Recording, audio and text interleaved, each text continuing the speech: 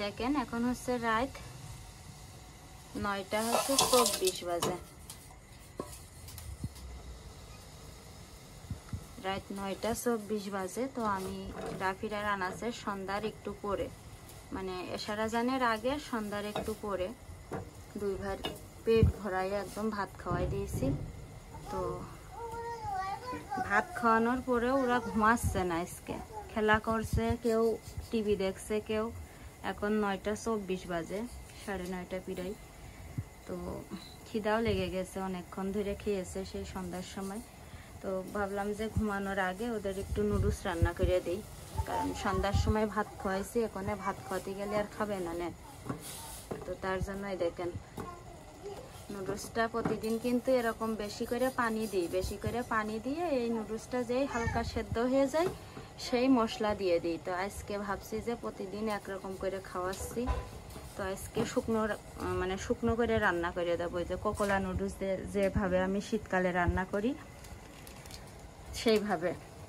তো তার জন্য অল্প করে পানি দিয়েছি। আর যদি একদম এর ভিতরে মশলা দিয়ে দিতাম তাহলে বেশি পানি দিতাম। তাই আজকে যেহেতু এটা শুকাইয়ে ফেলবো, পানিটা শুকাইয়ে তারপরে এই যে দেখেন আমার নতুন কড়াই, মাশাআল্লাহ নতুন কড়াইতে একদিন রান্না করেছি। আসলে এই কড়াইতে রান্না করে আমি শান্তি পাই না, যে যেরকম মানুষ গ্রামে থেকে সারা বছর কড়াইতে রান্না করে করে অভ্যাস, এগুলো দামি দামি এইসব সুন্দর কড়াইতে আমি রান্না করে শান্তি পাই না, মানে অভ্যাস, জানি না কোনোদিন হবে কিনা। দেখতে খুব ভালো লাগে, যে তুলে রাখিছি দেখি এটাই শান্তি লাগে, কিন্তু আমি রান্না করে শান্তি পাই না। কিন্তু আমার যে ঘরে জিনিসটা আছে আমি যে তুলে রেখে দিয়েছি, এটাই আমার সব থেকে বেশি শান্তি লাগছে।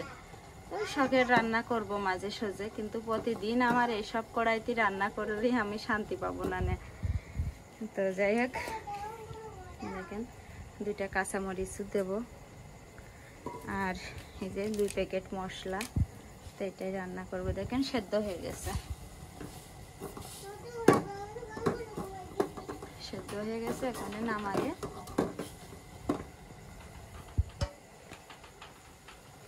দুই ভাইও ওই দেখেন খেলা করছে, এরা দেখাচ্ছি।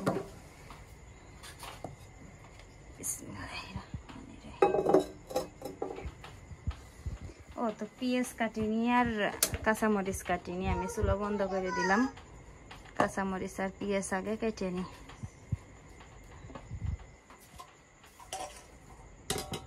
ঢাকা থাক, তাহলে একটু ভাবে সেদ্ধ হবে না। দেখেন কাঁচামরিচ আর পেঁয়াজ কাটলাম, কেটে তেল দিয়ে দিয়েছি। একটু নাড়াচাড়া করি।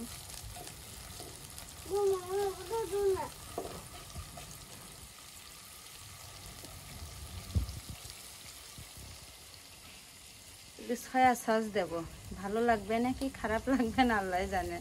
নুডলসটু কি হয়তো বা নষ্ট হয়ে যায়, দিয়ে দেখি কিরকম লাগে।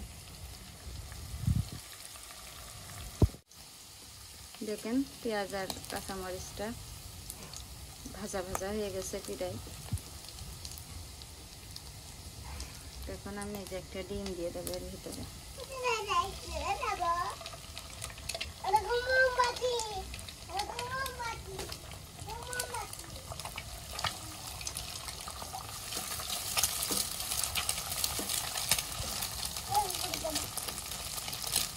এরকম ফেনা হয় কি কারণে জানি, এটাই রান্না করলে কি ফেনা হয় কমেন্ট করবেন তো আপনারা।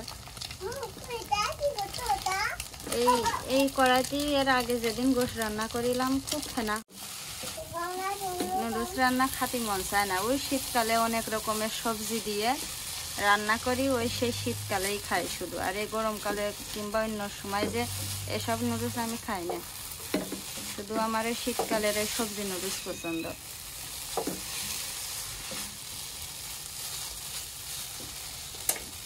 চুলা বন্ধ করে দিলাম। দেখুন এত সুন্দর হয়েছে।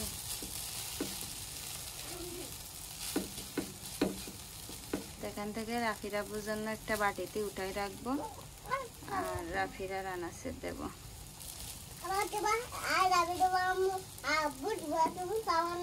আমি খাবো না আব্বা, দেখছেন আমার আনাস কি বলছে, রাফির দিবা, আমার দিবা আর আব্বুর দিবা, আমার তুমি খাবা না আম্মু?